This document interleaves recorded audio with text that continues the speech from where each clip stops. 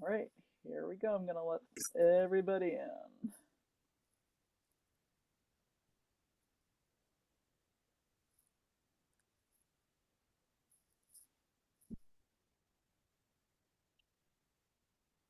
Hello, everyone. Welcome. Thanks for joining us this evening. It's great to see everybody here.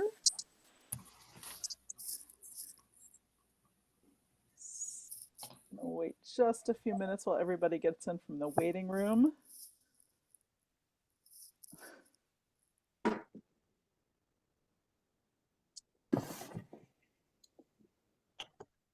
Right. Battery 70%.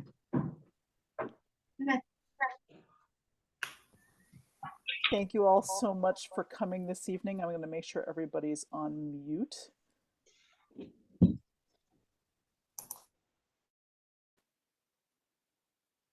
Great, welcome, welcome. Thanks for being here. We're going to get started. Thank you so much for coming to our webinar. It's all about succession planning for organizations. We've got a great panel to chat with you this evening, and we look forward to hearing from you at the end of the presentation as well. I just want to start with some housekeeping announcements just to make sure we're all on the same page with everything. The first thing to know is that we are recording this presentation so it can be available to folks who are not able to join us tonight. So if you don't want a little clip of your face to be seen, you can turn off your video camera and you can turn it back on at any time. Please remain muted during the presentation. If we ask you to ask a question at the end, you're free to unmute then and ask your questions. And also there is a chat feature so you can type questions into the chat at any time or say hello to each other, etc. and so forth. Speak. There are live captions available for the video, so you can turn them on. Look for something that says a closed caption symbol. Look for something that says live transcript, and you should be able to see that. And while we're sharing slides, you can adjust the size of your slide if you need to, if you're not able to see clearly. So, one thing before we get started is we have a lot of web chat resources and other resources that are available to the community, and we're always building more of these resources. And we've been doing these web chats periodically since 2018. We look to hear from you about what is a topic that's of interest to your organization in your region. And so after the presentation, probably sometime tomorrow, you'll get a survey. And if you have a request for a topic that you'd like us to work on or present on later, you can just let us know, fill out your survey. And the other thing that's really important to say is we do not charge admission for any of these online programs that we have. And the way we can keep having them is through your generosity. And if you're able to donate to CDSS, I know this is a time of year when people are really thinking about their end of year donations. We appreciate all of your donations, and you can donate at cdss.org/donate. And every penny that you donate really does make a difference to bringing all of our programs to you, not only online, but in person as well. Tonight we're talking about succession planning, and I'll say what that means in a moment, but here's the general scheme for the program this evening.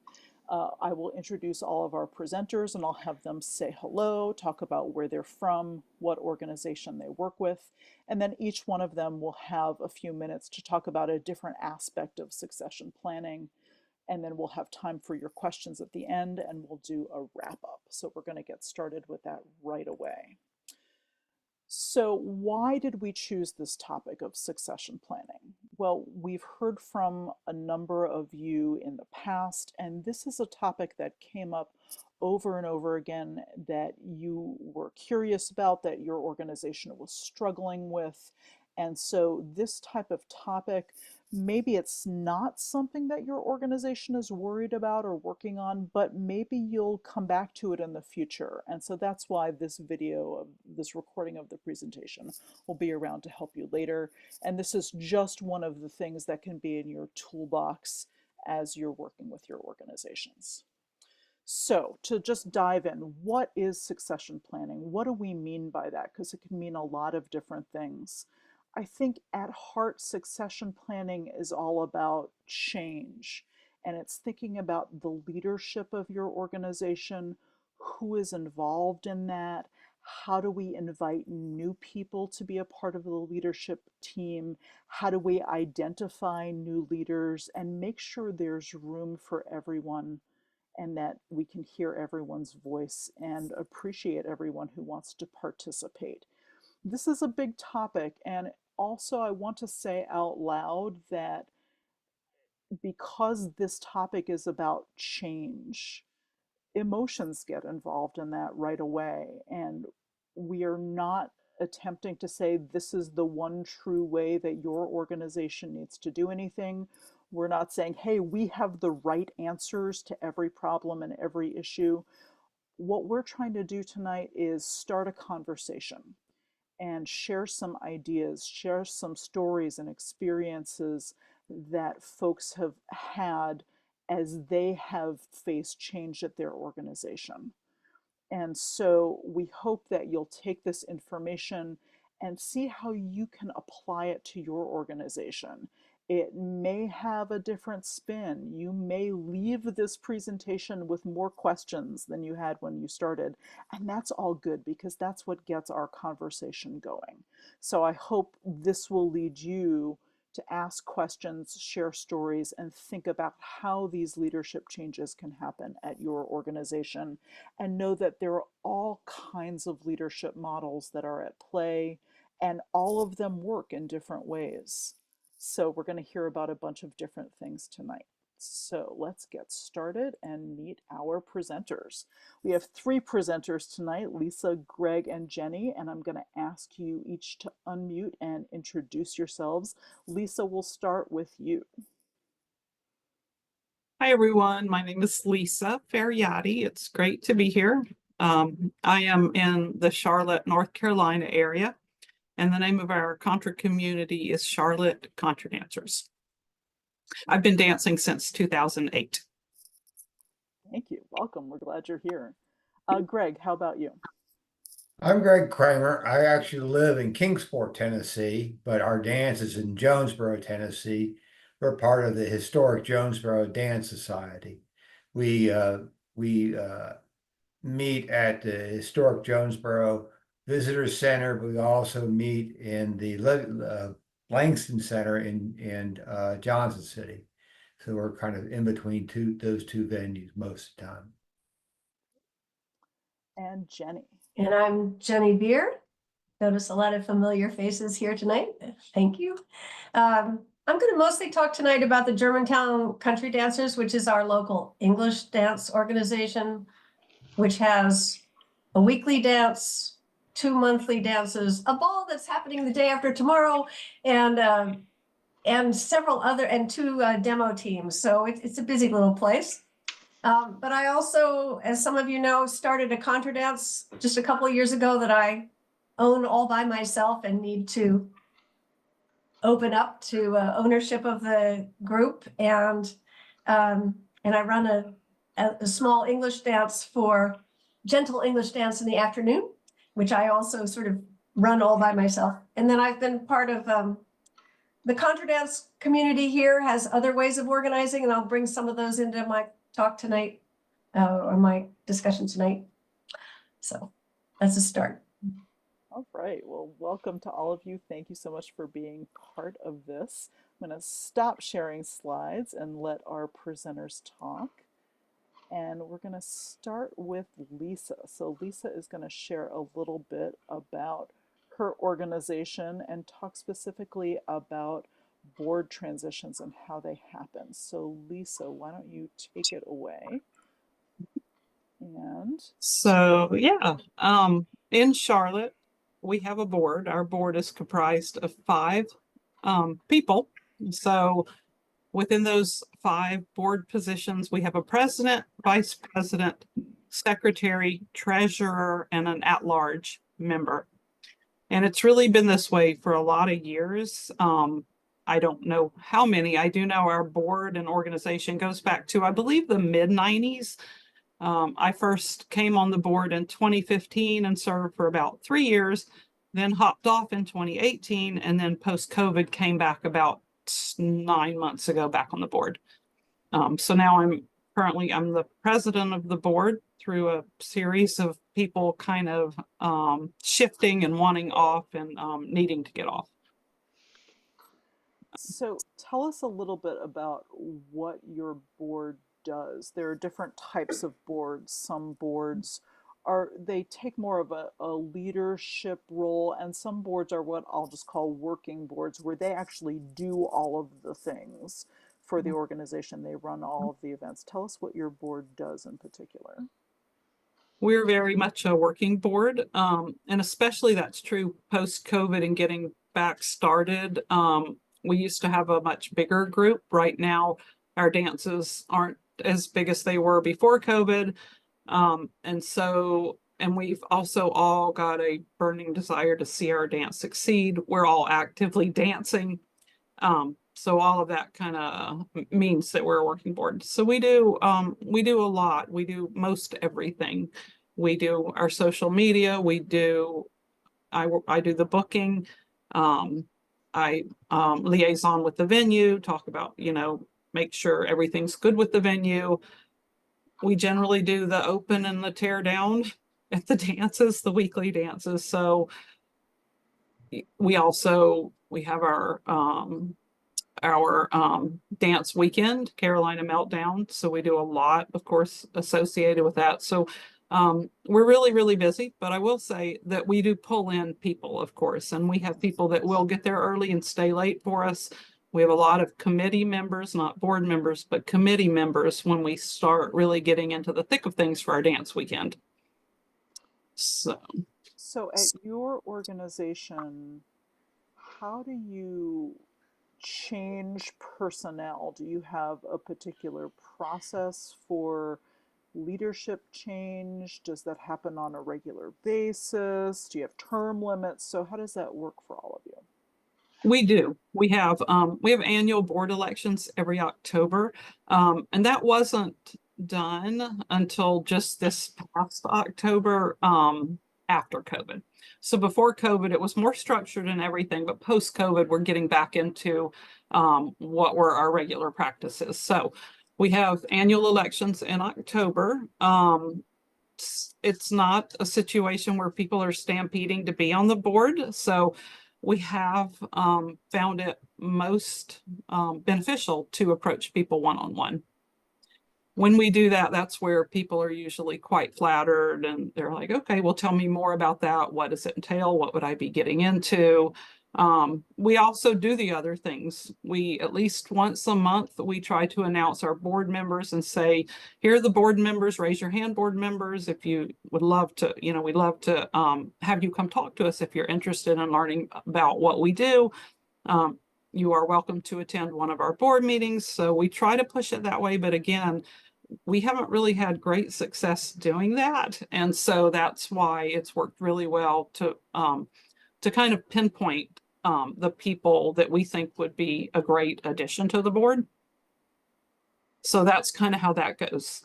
As far as term limits, we have a 1-year term limit, but that does not mean that you cannot, again, serve another term. So we have board members that have been on the board, well, not right now, but in the past, we had one board member that she was on for, I think, 8 years total. Mm-hmm. And that was great for our community. She was wonderful, and she was our treasurer and really a perfect person for that role. So it seems like you have this, I'm going to say, a hybrid succession model where people are open to approaching a board member to say, hey, I would like to do something. I'd like to be on this committee. Maybe I want to be on the board someday. But you as board members also will talk to people and try to actively recruit folks to help. Is that correct? Yes, that's really, yeah, that's it exactly. And I think the thing that I personally like about approaching people, is you don't want just a warm body. I mean, that's one thing we've learned, that we have some things that are really, really nice to have in place. So what we would look for is people that have the good of the dance community in mind, not some kind of personal agenda or things that they're trying to push, but what's best, what does our community want, and how can we serve our community? People that seem to get along well with other people are really good people to have on the board. People that actually dance and, ideally are able to make it to, a good chunk of our dances versus a board member that lives, in a different state, for example, which I know groups that operate like that, and they do have board members in different states. So we think about things like that. We think, can we hopefully get some of the younger people that are more in touch with social media and IT and how to recruit, and so definitely that's something we keep in mind. But we also know that we don't want a huge all at once shift in the board. We need veteran dancers and their wisdom. So those are some of the things that we think about as we think who we might approach. And when the board is thinking about who to approach, do you discuss it as a group before you talk to a person, or will somebody just say, oh, I had a preliminary conversation with so and so, and yes, they're interested, or no, they never want to be on the board ever, thank you. How does that work? How do you do it as a group together? We do talk about things, and I think we try to do anything like that before, like, making some kind of unilateral decision or even approaching somebody, because somebody else might have concerns. And so I think it's important for your current board to definitely communicate, like, well, what do you think, and kind of bounce that stuff back and forth. The good thing about our board is the current board, typically at least 4 out of the 5 are at our weekly dances. Sometimes we're all there. And so we have lots of opportunity to talk to each other. And we do that a lot of different ways. We have a text group, we meet before or after a dance. We use some email, so a lot of things. Great. So what are some situations where this particular model has been really successful, or are there some challenges also that you have faced that you've learned from, or something that's happening right now that the board is chewing on in terms of personnel and leadership? Is there anything you can share with us? Oh, Lisa, I Lisa, think you're muted. I just accidentally muted you on it. My apologies. That's all right. I wasn't saying anything yet anyway. Anyways, yeah, I think overall this model has worked well, and I try to hit lots of organizer discussions. Like when I go away at a dance week or a camp or something, I love that opportunity to kind of talk back and forth. And so one thing I think that has served us well is having a smallish board. So I think 5 members, that's definitely the max that we want. At one point we had 4, and then one other person got added. I think that can be useful for, like, if you have an issue and you need to vote, although I will say that what we prefer is agreement and consensus, and not like, okay, well, now we're going to have a vote because we just have to. But sometimes that happens, and that can be useful. So that's been really good. And as I talk to other organizers, I have one friend who's on a board with, I think, 11 total board members, and he said their meetings last for hours and there's so much discussion, and it's just really hard to get anything done. So that's really worked well. Before I came on this webinar, I talked to Dean Snipes, who's been a member of my community for many, many years and is again on our board. Yay. And he's been on the board a lot through the years. And I said, Dean, can you think of any times where, like, there were these really hard things and some big feelings, bad feelings? He said, no, I really can't. He said, it's always seemed to go pretty smoothly. But that being said, I do know that there was a time pre-COVID, our board totally switched. Like it just, everybody was, all the old guard was ready to shift off, and we had people willing to step up. So we did end up with pretty much an all newish and younger board, no veteran members. And so that didn't go so well post-COVID when we were trying to get back into the swing of things. Most of those people had found other pursuits and were no longer interested. And so then we were scrambling to get a board back together. And so it's been rocky, I would say a little bit rocky, reassembling the board and getting back to the same vibe and the same feeling that we had in previous years. So, yeah. But I love how you're thinking about the idea now that not everybody should go off of the board all at once. Not everybody should come onto the board all at once. So there is that moment of overlap and somebody who knows the history of the organization. So it's that important mix. You want to make sure there's room for new folks, new ideas, but you also want somebody who knows what happened before. So you're preserving both of those. So that's pretty key. Exactly. Yeah. Yeah. Well, thank you. I appreciate that. We're going to turn to Greg, who has a different model that he's going to talk about, and that is one that happens at a number of groups where one person, or maybe a very small group of people, a couple of people, start an event, start a dance series, start something, and that at some point that needs to transition to more of a committee model, sharing that. So Greg, do you want to talk about your organization and what Sure. has happened for you? Sure.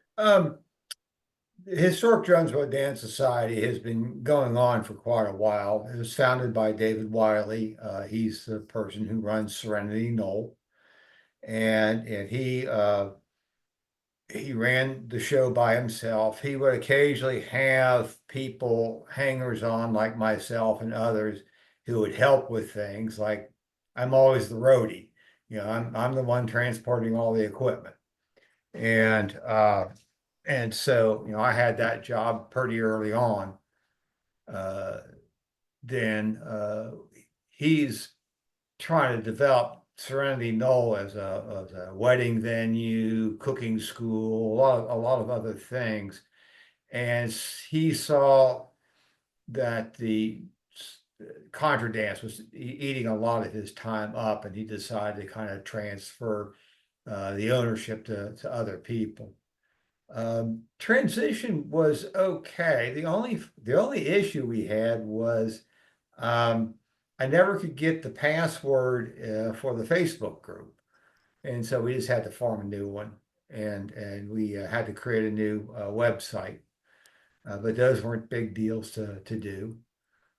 The board right now, we have 7 active people. Some of them are like we have one person who's kind of does our video and picture taking, and they want to be part of the board, but they don't want to go to board meetings. And I said, fine, you don't have to. Our scheduler is 16 years old and works with her mother, who's the marketing director.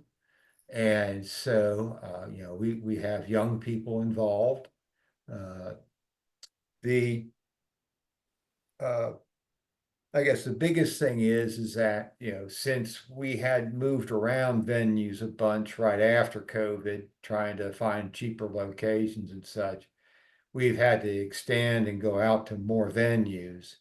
So in Jonesboro, we've used both the McKinney Center, but mostly the Jonesboro Visitor Center. But we've also have started using, and we're going to split half and half with the Langston Center in Johnson City. We've always had much better success with people showing up from the Johnson City crowd. And that's because a lot of the students at ETSU would come over, and Milligan College is much closer. And so we seem to have more success there. So Greg, let me ask you something. Sure. You talked in particular about a couple of things that the new committee had to learn, like the passwords on the website. Were there other things like that that as you were transitioning from one person who started the series to more of this board or committee structure, how else did that transition work? Were there some other bumps in the road that you discovered? And I'm thinking about, things like bank accounts or anything like that. How did all of that work for you, the sort of businessy side? And then also, how did you decide on what the new leadership model structure was going to look like? I don't know if there was a decision made. David was very, very uh, easy about working with me and transferring over the bank account to me. I'm the president treasurer, and and there were three other people involved when we made the transition, and all three of those have left, but we have had continued to add new people to continue the work we're doing. One of the issues that we're having is some of the younger people, either students or just out of school, have issues with is like work. They can't make it to our board meetings because now they're working. We do something a little unique here. There's a Irish or Scottish pub in Johnson City, and we actually meet there for our board meetings, and we have a once a month dance there. And it's trying to get people who are interested in contra dancing. They can come to Mulligan's and they can have dinner, and we can show people how to dance. I mean, the best we can do is 12 people, but I mean that's enough to keep people going. Mm-hmm. So we've been trying different things to try to get ourselves out there and known about. So That's yeah. again, thinking more about the transition and the leadership bit, sorry to keep you back on that Yeah. topic, but how did you decide what your new board was going to look like? You gave one person where somebody said, well, I want to be on the board, but I don't want to come to meetings. How did you decide on what the new structure would be? How many people would be on the new board? Do you have other committees, volunteers? How does that work for you all now? And how did you decide what it would look like? This is very fluid. Now, I don't know if any decisions were made. Um, I'm president treasurer. I'd love to hand off the presidency to someone else because I mean, the main job of the president in this group is simply to come up with the agenda for the board meeting. I mean, it's not a difficult job and sign papers. And then marketing was picked up by Dan Blanken, and she takes care of the websites, takes care of the Facebook accounts, and we haven't. I think we need to follow up on our Instagram account. Then I have one at general person, Kenneth. He's kind of helps around. One of his jobs is that he's into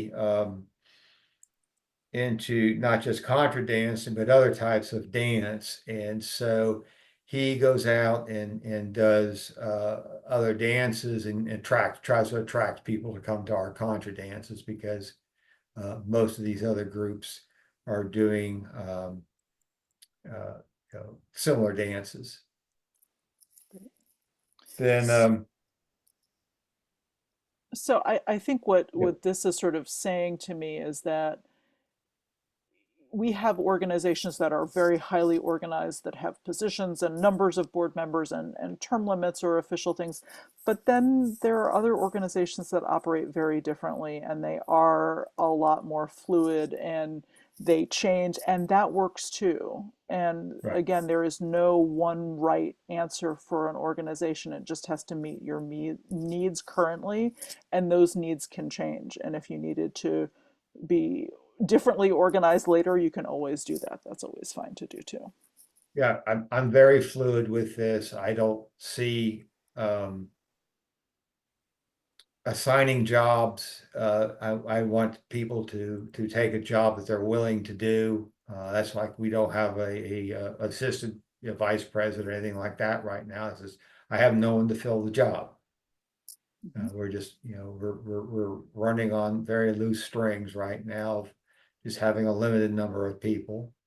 But we're trying to do our best to kind of do more outreach than anything else to, again, get new people to come. Selection of other board members comes back to an individual talking to an active dancer. We have two new people on that. They're not doing a lot right now, but we're gonna keep on feeding them jobs and see if they stick. I said, one of them had her hours changed, and so all of a sudden she can't really attend right now because her job hours conflict with our board meetings. But she's also helping, like, it's one of our outreach things. We're doing a Contra dance parade at Damascus Friday. And so she's designing all the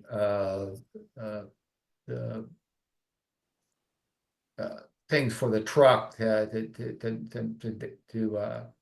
make it look fancy, and then we'll have somebody calling. So when we have stops, we'll do a quick jump off and do some calling and such. So trying to find other ways to get people interested. Great. Well, I think this is a good moment to transition to Jenny. Jenny is going to talk a lot about job rotation within an organization. So Jenny, I'm going to hand things over to you. Thank you, Joanna. Do you want to do this with Q&A, or do you want me to just spew forth? What would you like? Why don't you get started, and I might pop in with some questions along the way. So talk about, in particular, how does job rotation work at Germantown and other Okay. things like that. So Germantown Country Dancers is extraordinarily bureaucratic. We have structures for everything and every year we get more. And it's probably the best functioning organization that I am part of. People actually take on jobs and they do their thing. It's very nice. But we also, back in 2003, we redid our bylaws, and nobody except me and Sandy Rotenberg and Claude Epstein wanted to bother doing this. So we ended up spending a year and a half having a really great time redoing our bylaws. I highly recommend this to other organizations. It's a really good exercise to really think about how do we want to structure, and obviously, like I said, we're running a number of different events. We're not just running one or two dances a month.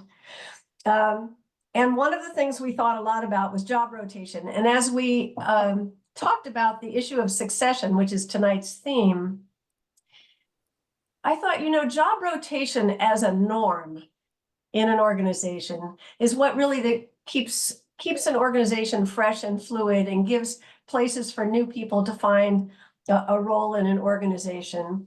And it's less ageist than thinking about succession in my mind. So succession is sort of like a subcategory of the larger question of how do jobs rotate in your organization, in your dance.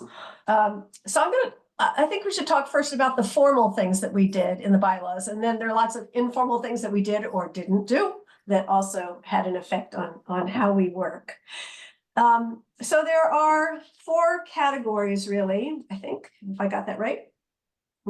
So the first is that the bylaws state that we expect every role, and this is board members. We have 7 board members, but we also have lots of committees and tasks that are separate from board members. So people have a lot of different ways they can contribute to the organization besides being on the board.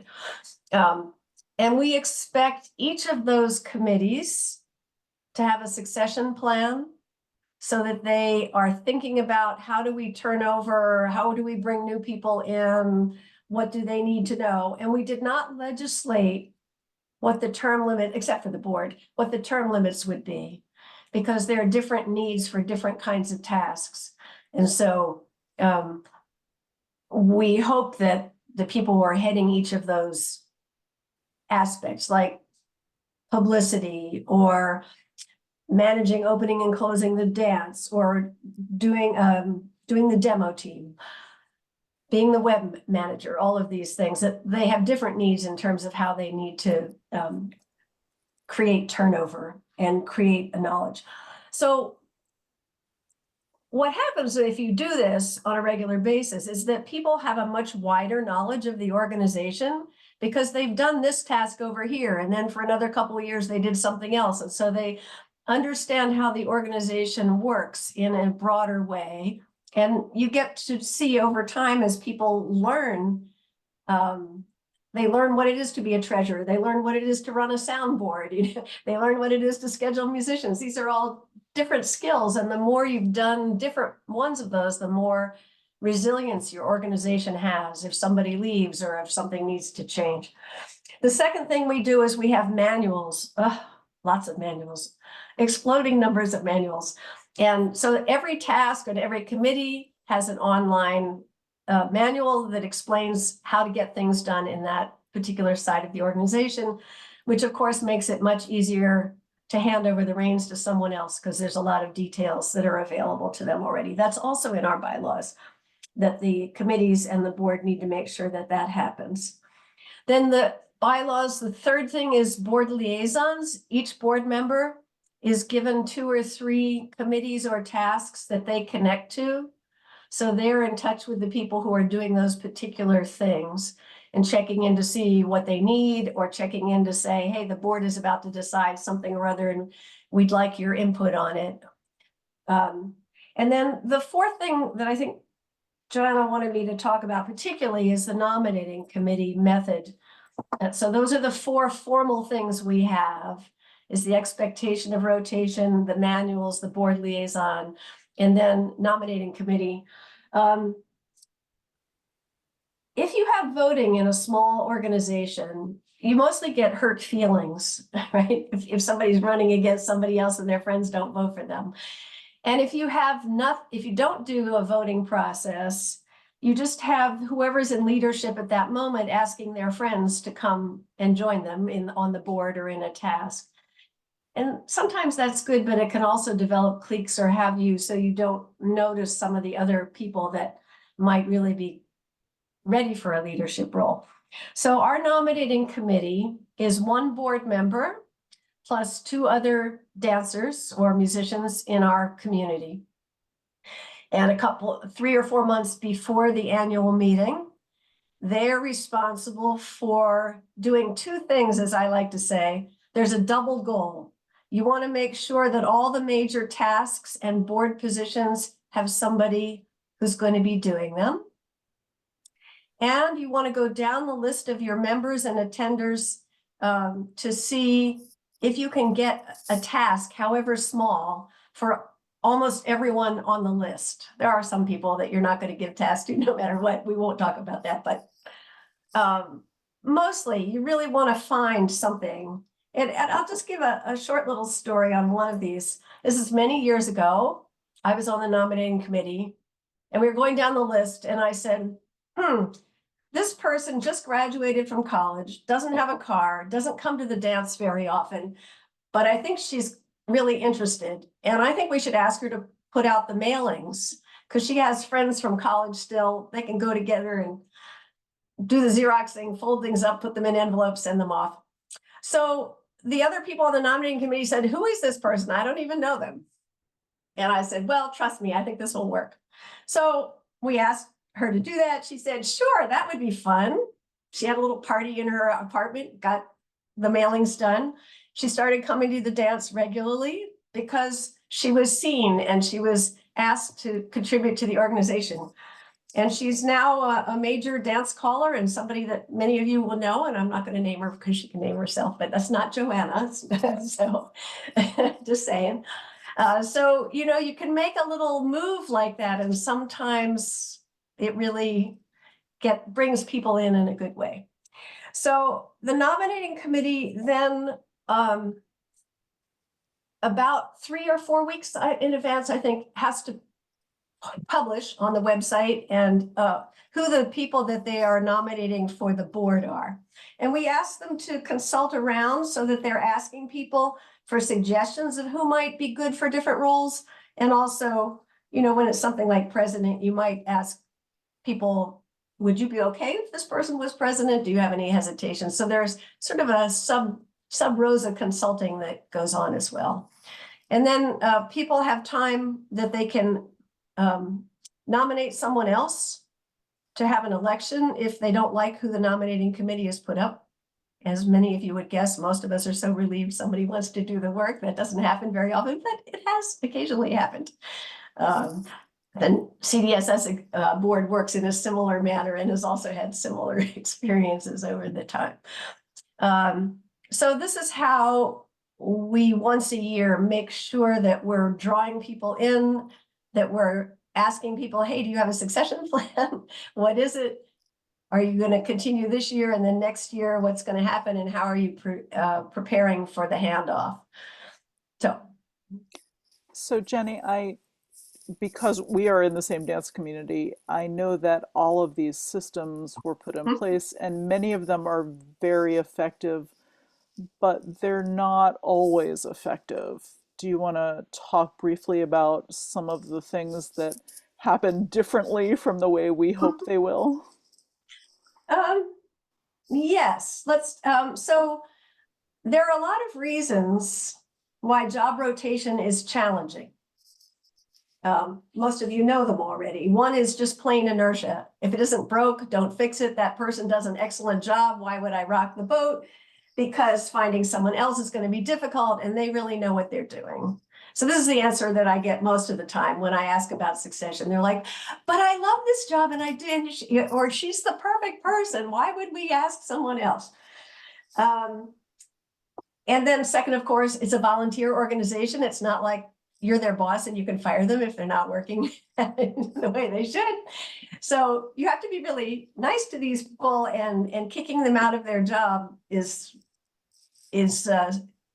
asking for hurt feelings. So hurt feelings about not being asked, or about being asked, or about being pushed out, or not being given access. All these things are things that I think make it hard for us in the nominating committee sometimes to say, this is your 5th year. I know you'd like to do it again, but can we give you another job? And there are aspects of our organization where once people decide they're not going to rotate, it's really hard to have that habit in that committee. In other committees where they have done it routinely, and Joanna can speak to this for the demo team particularly, which has really been very faithful to this, it works quite well. So one of the lessons for me has been that the committee that did the bylaws really understood why job rotation was vital to the organization, but we didn't really sell it to people over and over again. And I think it's something that people have to renew their commitment to. They have to understand why it's important. They have to understand that it's nothing personal. We're not trying to kick people out of their jobs, right? But we are trying to give the organization an opportunity and a fluidity that allows new people to come in. Thank you. That's really helpful. No, I appreciate that. And I think that might be a good I think there's the other, I just remembered another story too. When I was fairly new to Germantown Country Dancers, I took over the newsletter because I think I was asked to. I don't remember how that worked. And I had a computer and I had a nice printer, and I made a nice laser printer job of the newsletter. And the woman who had been doing it for 20 years, 15 years, long time, was crushed when I put the newsletter out, because hers had been typed and done Xeroxing, whatever. It didn't look snazzy the way my formatted one done. And I just watched her face crumple, and she said, you know, you're showing me up. And of course, that hadn't been my intent. I was just doing the newsletter and doing my thing. So all of the human relations in here are always delicate. Thank you. I think that's really important to remember, and that's something that we all have to be mindful of as we are thinking about how do we bring new people in, how do we affect change. There is this emotional component to it, and people have feelings, and we have to think about that. It doesn't mean we shouldn't go forth and do what we need to do, but we have to take care of our community as well. So thank you. I'm going to turn things over to Katie German, Executive Director of CDSS, to talk a little bit about CDSS, because CDSS deals with succession planning as well. So Katie, thanks for joining us. Do you want me to show the slide, or would you just like to speak? Oh, sure. Well, I mean, I can just speak. That's fine. Unless people really want to look at a slide. Show of hands if you're dying to look at a slide right now. Oh, no, sorry, Ruth. I'm sorry, you're outvoted. So, hi, everyone.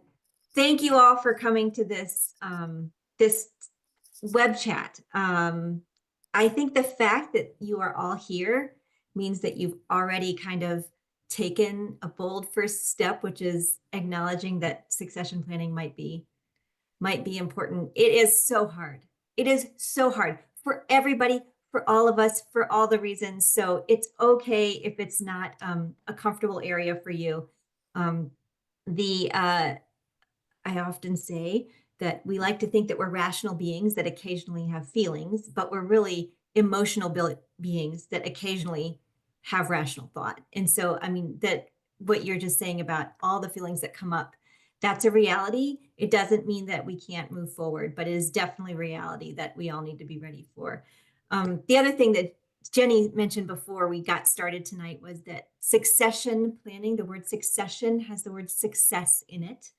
Not to be too cheesy, but succession planning isn't about kicking anybody out the door. It's about setting the community and the organization up for ongoing success.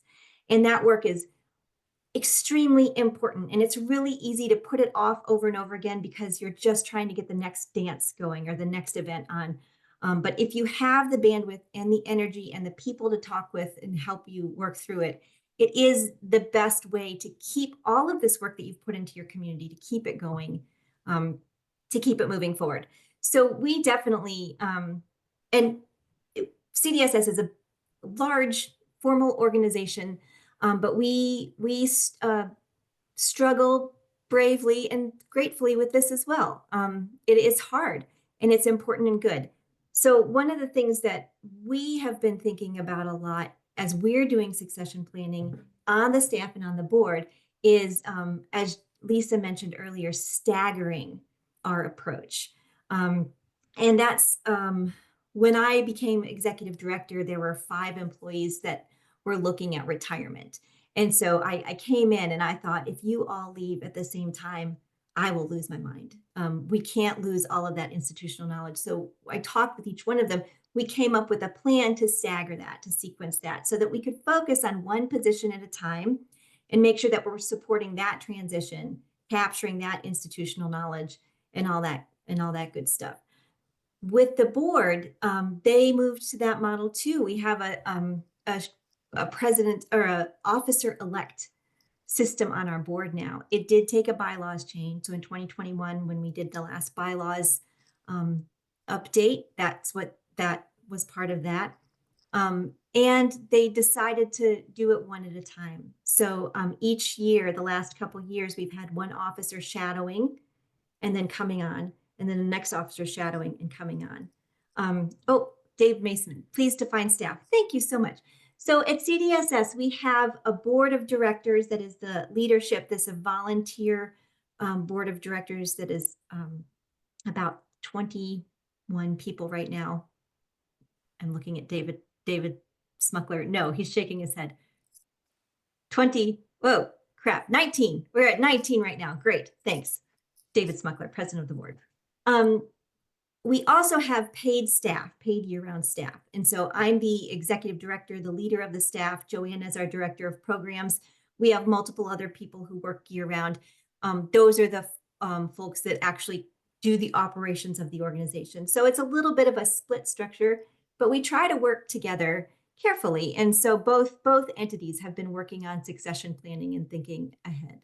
So I'm going to talk a little bit about the staff, how we've looked at it. When I came on, there's this overload of information. Even a small organization, it can feel like drinking from a fire hose when someone new comes in and they're trying to take it all in. And I had binders and files and everything. So one of the first things that I wanted to start working on, it took a while to get it done, but was an emergency succession plan.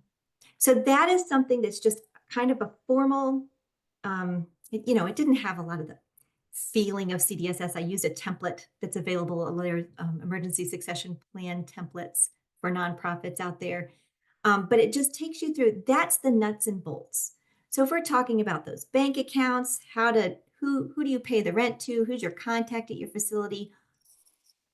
How do you receive donations? All of the nuts and bolts for making things going. That was a really important piece for me. I wanted that to get done, not because I wanted to leave necessarily, but because if I was incapacitated or had to leave suddenly, the next person after me would have a little bit of an easier time kind of sorting through that. It also helps you kind of take that stress out. So if you work through that before you even think about changing your officers or changing your leadership, you start thinking about what are the nuts and bolts, the lights on, lights off, all of that stuff.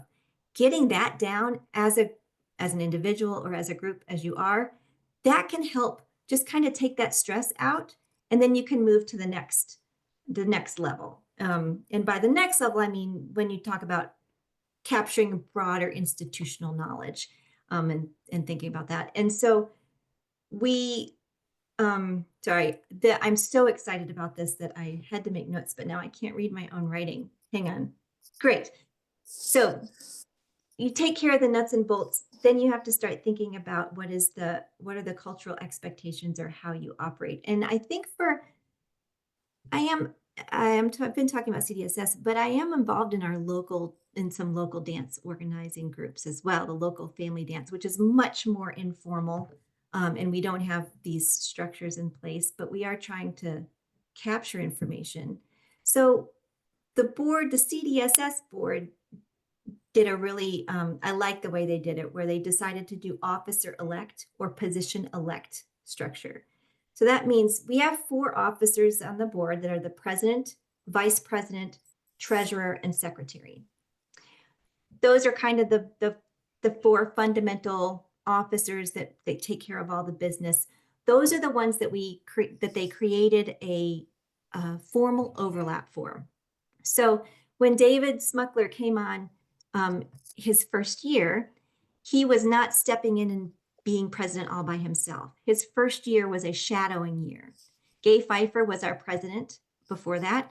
And so for that whole year, Gay and David worked together. And my sense of it was that David was really in sponge mode, learning, absorbing mode the first part of the year. And over the year that transitioned, and he became more actively involved and engaged and kind of stepping into the leadership, so that by the time that our annual meeting came around and his independent leadership started, he had had a whole year to learn, to ask questions of Gay, to think about how things are now, how he might want to adjust things, what we need next. And it was great for Gay. She's not here, but she said this to me, that it helps you feel like you've been a part of the passing on, as opposed to it just being pulled from you and put on someone else's plate. I mean, it can be really jarring to be really in charge of something and then let it go. And I think that's part of the difficulty. David, you are on this call right now. Do you want to talk a little bit about your experience during that year and what was challenging and what was helpful?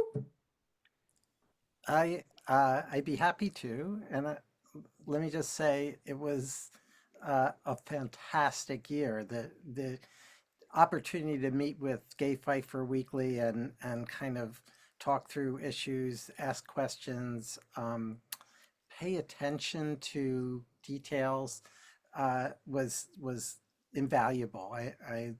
I loved it. And Gay kept saying to me, you're helping me do more than I did before. And I didn't feel that way. I thought I was just, as Katie said, in sponge mode, soaking it all up. But it was really collaborative, and it did make me feel much readier when the time came for me to be more independent. So yeah, it's invaluable. And this year we have a treasurer elect, and he's incredible. And I'm delighted to be working with him as much as I've liked working with our other treasurer.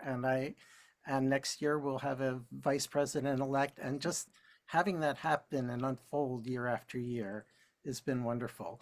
I will say that for these officer positions on the CDSS board, it's an enormous commitment, because a normal board member's commitment is 3 years, a 3-year term that with the option of repeating a second one. For the officers, you're committing to the whole 6 years right up front, the 1 year overlap, and then 5 more years, with the last one of those being overlapping with the next person. So there is a challenge there. I think our nominating committee has found it difficult to find people interested in the positions, because the commitment is so large. But it's so worth it. It's so good to have that overlap. So we have some questions in the chat, and we want to get to those in a moment. But I think one of those is pertinent. Katie or David, can you talk a little bit about the board training process? Because we've talked about manuals a little bit. I think there's a question about that, and we'll talk a little bit more about that. But can you say a little bit about the CDSS board training process, which is also pretty formal, and it's a great process that all of our board members go through? Yeah, we have a kind of several month training process for board members, where they over time they meet and they have one topic at a time, or focus at a time when they meet, and they're learning slowly how the board operates, about the committees that run and what they do. It's also a great time to talk about what is the culture of the board? How do we make decisions? How do we disagree? Because I think that the important thing to remember is that as you're bringing new people in, you're going to get new perspectives, you're going to get new ideas. Even if you think you're open to it, it's still hard sometimes. And with the CDSS board, we actually actively try to get a variety of perspectives and people and different sizes and different organizations. So that means there will be many times where we're not all on the same page. Consensus is wonderful, but there will be times when we don't all agree on the best option, but we still have to operate. We still have to move forward. You still have to put your dance on. You still have to pay the bills, right? So spending some time on your training, whether it's a formal meeting training or whether it's part of that built-in one-to-one, if you have an overlap with your officers, but talking about what do we do when we don't agree? How do we keep things going? And sometimes that's the first time it's come up. That's not the sort of conversation that everybody has on a normal basis. Mostly we like to avoid conflict as much as possible. But I think it's really good to talk about this is how we operate. This is, if we don't agree, we take a vote. We also have because we have a formal staff, a paid staff, and a leadership board, there's a concept on the CDSS board about the board speaking in one voice. So when the board is giving direction to me and to the staff, it's not 19 different voices with different opinions competing. They can talk about, they discuss, they understand that they might not all agree all the time, but they have to agree on a way to move forward. And I think that's a really important step in the process, because it's when you're just one person holding it all together, you don't have to deal with any of that. And that's another big temptation for not bringing more people in. But also, it's delightful. Some of the most impactful and meaningful discussions that I've been a part of at board meetings with the CDSS board have been where we don't all agree and we're looking at things differently. To be able to talk through that, to move forward and still stay focused on what is the goal. The goal is to keep the programming going. The goal is to make sure that it lasts beyond us. It helps, and it's really nice to, I love how our board does training, even though it's a little bit over the top for small organizations. David, what would you say? A lot of our work happens through committees and task groups. So a lot of the training is introducing new board members to what those all are and what their options are in terms of how their board service can happen, because there are many ways to be a board member when you have 19 people and multiple smaller groups to contribute to. So they need that orientation to understand what their options for work are. And we also have a mentorship kind of setup where you get a board buddy when you're new, so that you have someone you can turn to with questions and ask that. And even with all that, board members get to their first annual meeting and might not be sure about what they want to do or how they want to contribute. And it's ongoing. Sometimes I think board members kind of catch fire their second year or third year, and that's fine, you know. So it's different for different people. But we do try and throw lots of information at people so that they have options that they understand. And I think that the scaled down version of that, you know, if you don't have a big board and paid staff, is just how do we operate? What is the board responsible for? What are the roles that exist within our organization? So in CDSS, there are lots of roles, but in my community dance, there are really just 3 roles. We have the person who's managing the band. We have the person who's, actually, they also line up the collar. We have the person who opens the door, and maybe there's just 2 roles, but we kind of rotate. So I guess my point is, it's not about the number of people or how formal you are. It's about what is the purpose of that training. And it is to teach new people how things operate now and what they're responsible for, and to set expectations up front. So someone said, you know, it's really hard to rotate people off when they didn't think there were terms, or they didn't know that terms were being enforced. But if you integrate into your training, this is a 3-year term. At the end of your term, we may ask you if you want to serve again. We may not.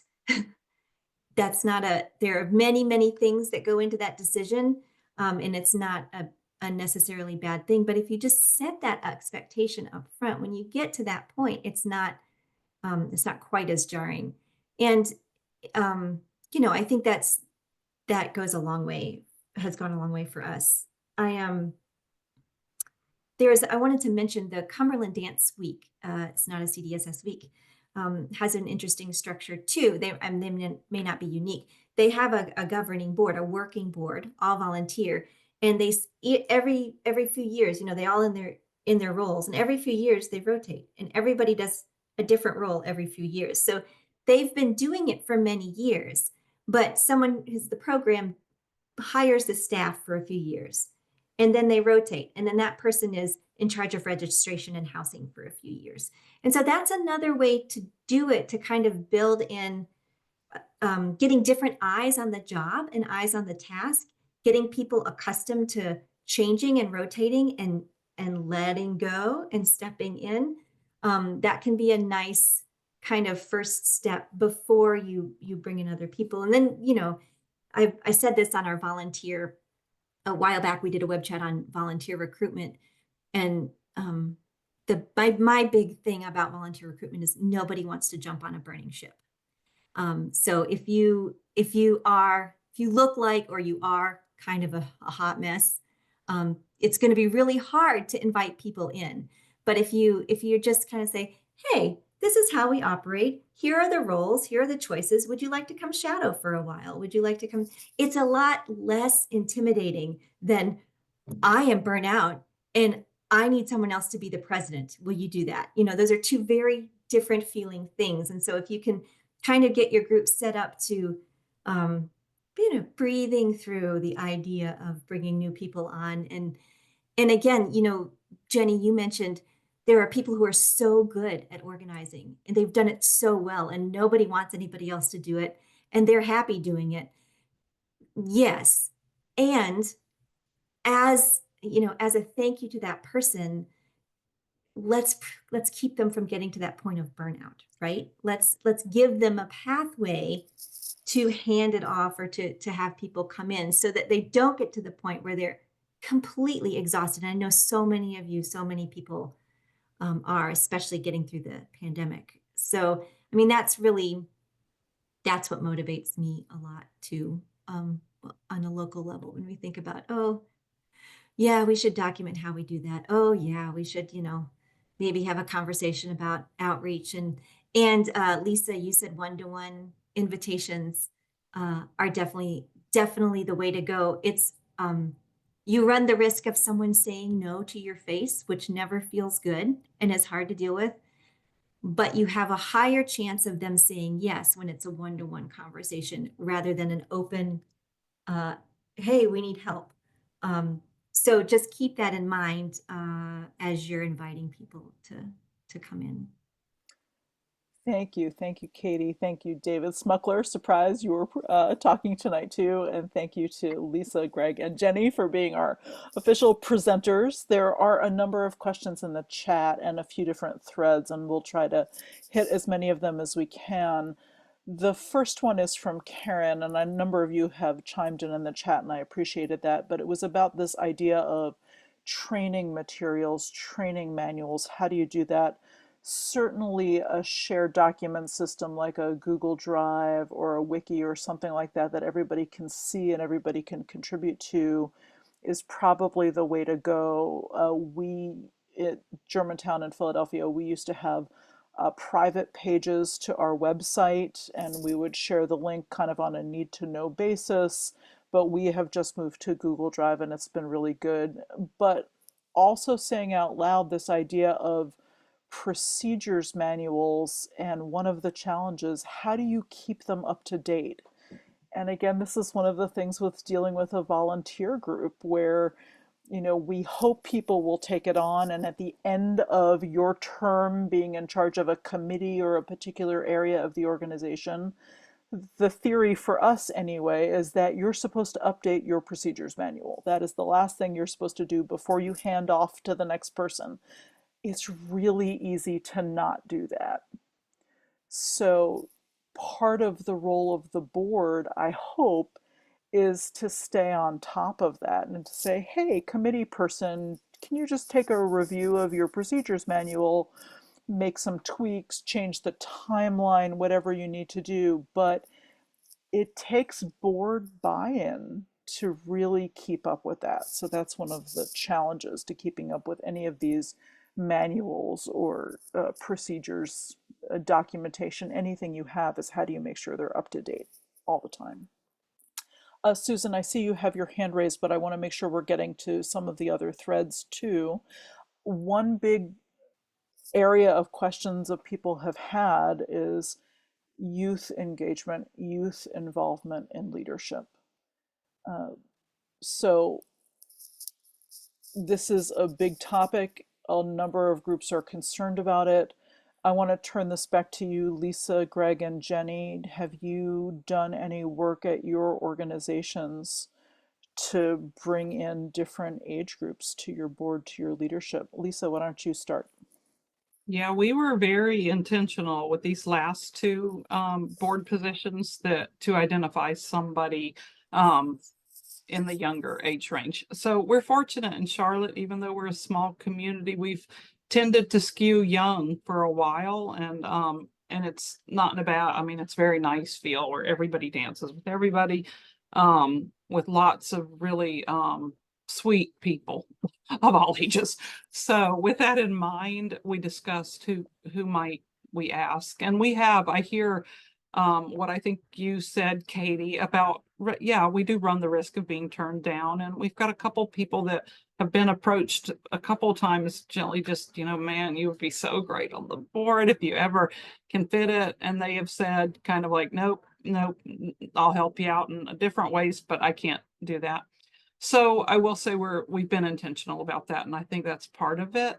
You know, and we're fortunate. What can I say? I mean, we're fortunate that we have young people to ask. I don't know what you do if you only have, like, 3 young people at your group and you skew to you know, older contra dancers, not to be ageist in any way, but I know the topic here is like, how do we pass that baton on? How do we pass the torch on so that this thing that we love doesn't die out with us? And so. That's definitely a wider topic for the community. It's one we've addressed in some presentations before, and no doubt we will circle back around to it. And that's not just about leadership, but it's attracting different groups to our events in general. So, Greg, do you have something to add to this topic? What has your group done? Well, I think the only people we're asking to come on the board are young people. Great. Again, we need some new blood, as I mentioned. Our scheduler is 16. So we have no problem with having young people taking on big jobs, and if they're willing to take them. And we've got a couple of young people that we're slowly working on. They're doing a little thing right now, and then we're going to try to ask them to do some other things and just kind of slowly get him into that. You are helpful, and we can really use your help. Jenny, how about you? Yeah, I love that sort of incremental, get them in slowly, and then they don't, then they're hooked. We have had unbelievable good fortune in Philadelphia. We have lots of young people coming in all of a sudden after the pandemic. And our trouble has been, there's so many organizations that want them that we want to make sure that we're not burning them out from the start. So the Contra Dance has half of their people on the board are new. But I wanted to mention something that I was going to mention earlier and didn't, and that is that we have had lots of sort of small initiatives that have given place for young people and new people, but mostly young people, to show their stuff or to learn their stuff. And then the larger organizations have taken note. So for example, Rick Moore has started a by-ear only open band at My Little Contra Dance. And we discovered that mostly people who are already good at their instrument are the ones who have the bravery, the courage to come and play without dots. And our fiddler, Miranda Weinberg, is looking at all these young people coming in, some of whom were really quite good musicians, and she started a music jam at her house. Ha! And so we suddenly have new musicians playing for Scottish, for English, for Contra, for a waltz, because we found a path for them. Likewise, one of those young people, we discovered what a good organizer she was, because she came to me and she said, Jenny, I want to do a pie day, because we had a dance on March 14th.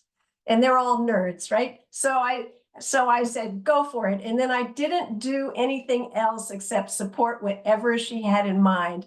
And people came out, they all were so creative. Several young people wrote new dances and called things, and people made pies for dessert. We just had a really fun time with it. And after that, she got really interested in helping the organization in more regular and organized ways. So I think these sort of side things that we do, the little things that we do, often are the grounds for where people learn how to do something. And then we also notice who's good at something, who do we want to make sure gets more experience. I could go on, but I will not. Yeah, so it's that pipeline that I think is really key. There was another organization that I reached out to for this presentation, and they were not able to join us, but they have a few slots on their board in particular that are reserved for younger members. There was a high school age board role and a college age board role. And how they fill those, I'm not sure, but they've actually created a structure around having younger folks as part of their leadership team. And I think that's a really interesting model too. And so there are lots of different things to think about with how do we get younger folks there. But I also want to keep in mind and reiterate something Jenny said, which is when there are not very many young people, how do we not jump on them and, get them too involved all at once, so that we sort of gently invite them, ease them in, let them do Pi Day, whatever it is, so that hopefully they will learn to love the organization and be with us forever, right? That's one of the hopes too. Can I I think add one that's more key. thing there, Joanna? And Yeah. that is that the young people also looked at the calling that was happening at the main contra dance, and they said, we'd like to learn how to call, but it's also, everybody's doing their thing and there's no room for us. Well, in fact, there really was room for them, but they saw all these competent people doing a competent job, and they didn't know that there was space for them. So as soon as they told me this, I called up the two of the callers in the main contra dance and said, hey, your young people want to call, but they don't think you're open to it. And they're like, oh, wow, we're going to change that right away. So now they're all calling there. But this notion that, it's everything's under control, we've got it down. And then where do the new people fit? I think I just want to jump in because I've said this again, I say the same things over and over again. Every single generation wants creative input into these living traditions, right? So if you're serious about bringing younger people onto your board, you have to also be serious about listening and indulging them a little bit. And this isn't theoretical. I've talked to a fair number of young leaders, up and comers, organizers who have been invited onto boards, brought up ideas and had them shot down over and over and over again, and got completely defeated and left, and weren't able to. They just needed the enthusiasm and space. So every community has its traditions that it loves and clings to and wants to last forever. But at one point, those were new, and if these communities are going to last and these traditions are going to thrive, there needs to be a chance for other generations to have buy-in. And it's not even just a generational thing. We are talking generations, but sometimes it's just people who haven't had a chance to be in the leadership before will have new ideas. So if you're serious about bringing new people in, you also have to be serious about giving new things a shot, even if you think that may not work or it may not be worth the effort. That's a piece of making sure that they stay and they feel like they're a part of the leadership. Yeah. So another thing that was brought up in the chat is something we touched on a little bit, but Katie, you mentioned something about the emergency succession plan. And that was definitely a long process to create all of that. And we hope to be able to share some kind of template with you on what all was involved in that. And that is, if the leader of the organization, the person who knows all the bank account numbers, whatever it has to be, has an emergency and has to be away for a while, how do all things not grind to a halt? And so we at CDSS, we do have a resource section, and that can be one of our resources. And here's my lovely cat who says hello to everybody. So it doesn't, I don't think it exists yet, but I'll work on putting a template up for folks to start. It won't be, you'll look at it and probably think this is overkill, I don't need this, but it's just a starting point. Great, thank you. All right, so we have time for a few more questions. Susan English, you did have your hand up before. I'm not sure if we got your question answered. Maybe we did. Great, I think you're all set. Harold, do you have a question for us? You want to unmute and say your question? Sure. The group here has been running for 50 years. And on Google Drive, we have lots and lots of minutes, old newsletters, and so on. So the history is there. I've heard a term, the bus number. How many people on your board could be hit by a bus and still have the group continue? And so what I've done to try to increase our bus number is all the logins, bank information, and all that is in an encrypted Word document on our Google Drive, and the officers, all the officers have the password to that document. So it's not just one person. And let's see, I guess that's about it for now. Thank you. Thank you. Great. All right. Any other questions that we haven't gotten to or that we've missed in the chat? If you can use the raise your hand feature to ask your question. And while we're doing that, I'm going to jump back into our slides and do some wrap up stuff. The hour's getting a little late for those of us on the East Coast. All right. Susan English has her hand up again. Oh, thank you. Mhm. Susan, do you want to unmute and say your question? Sorry. I guess another thought in my mind is that, where I am, we have young people coming in and they're bringing their energy and their enthusiasm, which is fantastic. And then someone says, well, why don't we do this and why don't we do that? And then for me, I have an institutional history and I say, oh, well, I tried that and it didn't work. I tried that and it didn't work. And of course, that's not the way to respond. So how to pass on the institutional history without squelching new ideas? Yeah. That's been fun this year as we had a new director of development and in place. But Robin Hayden, who was our director of development for many decades and had so much institutional knowledge, has been helping us out this year. She's been wonderful. And one of the things she's done is she's been really good about saying, okay, I did try that, and you may have more success than me. Here's what I took away from that. And here's what, like, if I were to do it again, here's what I would do differently. And that's a way to kind of pass on the knowledge without feeling like you're shutting it down, and then let the decision, like, give them that information, and then the decision is in their hands. Thank you. All right, we'll keep some of those questions coming. I'm gonna, again, go back to our slides and share some follow-up. Oh, we have another question. Let me read this for a second.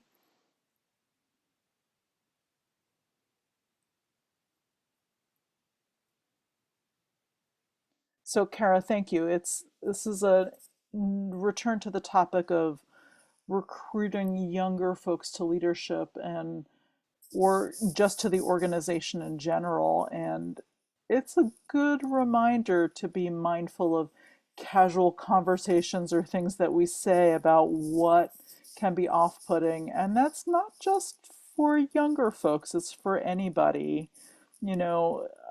I think offhand comments are heard more often than we think they are.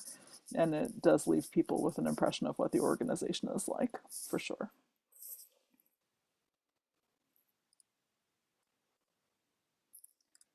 All right, so returning to PowerPoint here, our Q&A portion. Thank you all for your questions, and we can keep some of them coming too. We'll have a few more minutes before we close, but just before we do that, just so you know, there's going to be some follow-up. We are recording this presentation, and we will have a recording with a transcript available probably early next week. But we really would appreciate your feedback, not only on this particular presentation, but just on our web chat series in general. And we want to hear from all of you, what's the next topic we should present on? And something that your group is working on, something that is of interest to you, something that's going on in your region, please let us know. Best way to do that is by filling out our survey. And we welcome all of your comments, your questions, and all of your support about all the things that we do at CDSS. And a reminder that this is the season for giving, so all of your donations do help us, and you can donate right on the CDSS website. Another thing that we have at CDSS, hopefully many of you know about this, but maybe not everybody does. If you are looking for an event to go to, or if you're an organization and you want to publicize your events, please do post them on the CDSS community calendar and event finder. We are working on promoting this far and wide, but one of the best things that you can do is make sure your group's events are on there and check it out on a regular basis, because your events change. Maybe you have a new series, you have a new special event, and we want it to be a part of the calendar. So make sure to keep that up, and you'll hear more about this next year. And if you need help with posting an event, you have a question, you don't see your event, you know you've posted it, please be in touch with us. You can always get in touch with our webmaster, and the email address is on your screen. So we have other things happening at CDSS. This is the time for holiday shopping. The CDSS store is open with lots of good stuff for you to get for yourself or to give to others. And just so you know, if you send in your orders by December 18th, we can get them to you by December 25th. So get that holiday shopping done.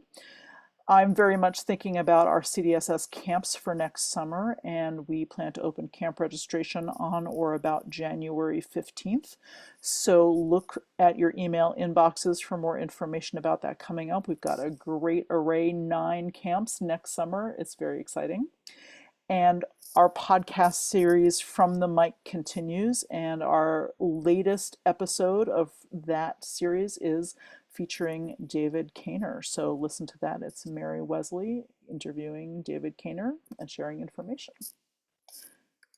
So thanks for all of that, and we'll leave you with a fun picture and a thank you from the CDSS staff. So thanks everybody for joining us this evening. We really appreciate it. I'm gonna stop sharing my screen just so I can check the chat, see if there are any final questions for anybody.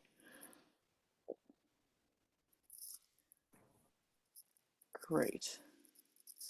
Thank you all so much for being here and being a part of this. We hope you will keep this conversation going in your communities. You can reach out to CDSS if you want to be in touch with any of our presenters this evening. We can connect all of you.